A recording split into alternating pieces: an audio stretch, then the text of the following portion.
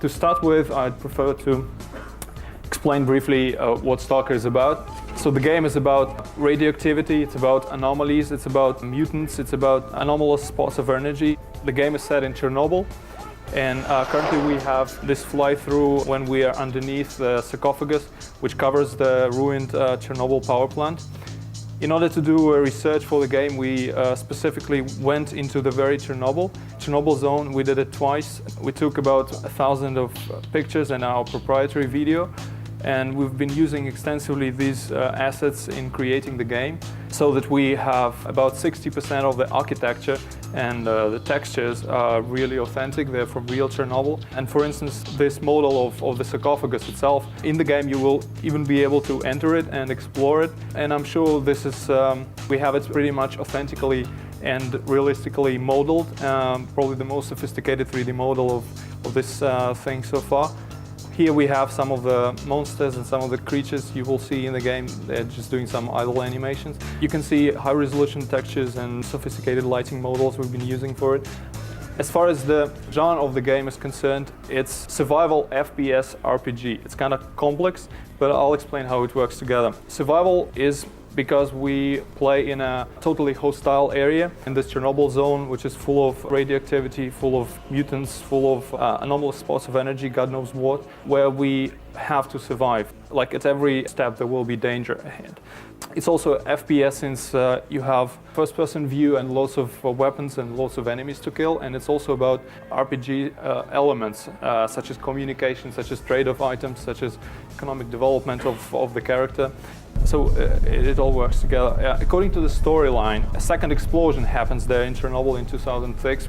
It has a near-future setting.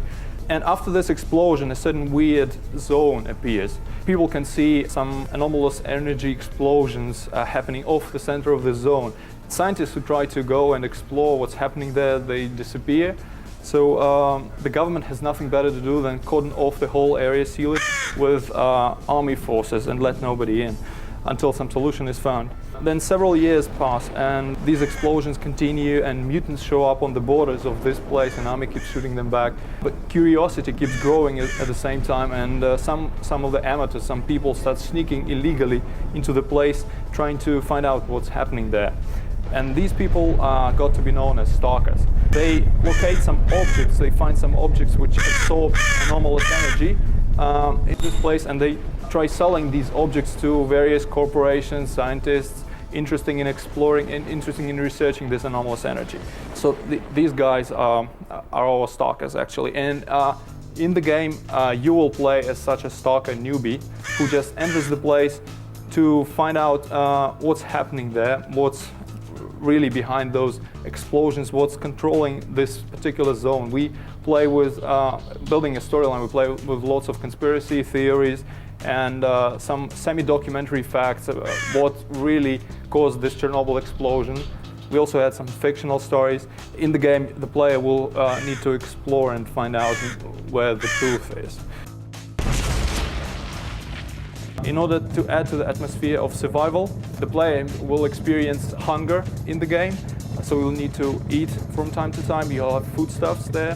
When you're extremely hungry, you can kill a bird or a mutant rat and eat it. Of course, it's bad food, so you'll have your health kind of decrease, and it's also radioactive, this flesh, so you'll have a level of radiation in your blood increase. Naturally, you can kill radiation with vodka, or there will be some, it's the game's set in Ukraine, you're Russia, you know, so can't do without vodka.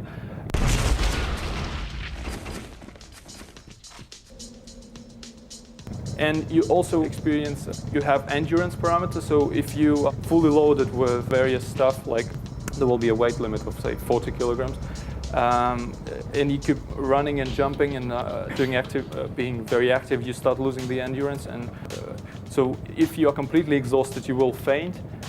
So you'll need to sleep from time to time as well to take some rest.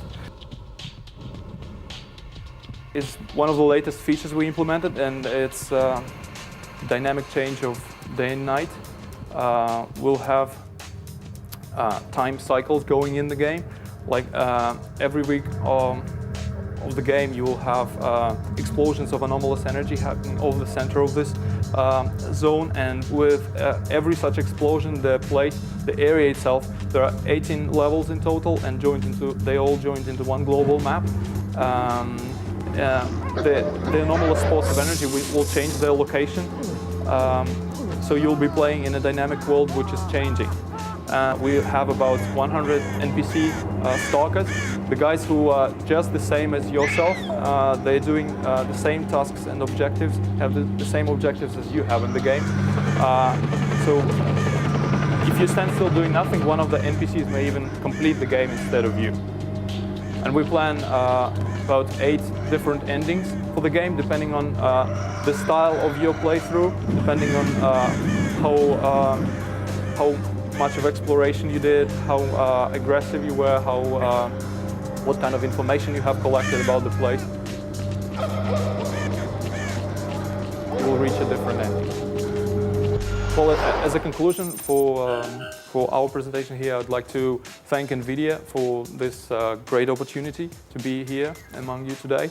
And we have been very happy with our cooperation with nVidia and its engineers, and we have all the hopes that we help each other pushing the technology forward, and we do hope to keep up this good cooperation for our companies.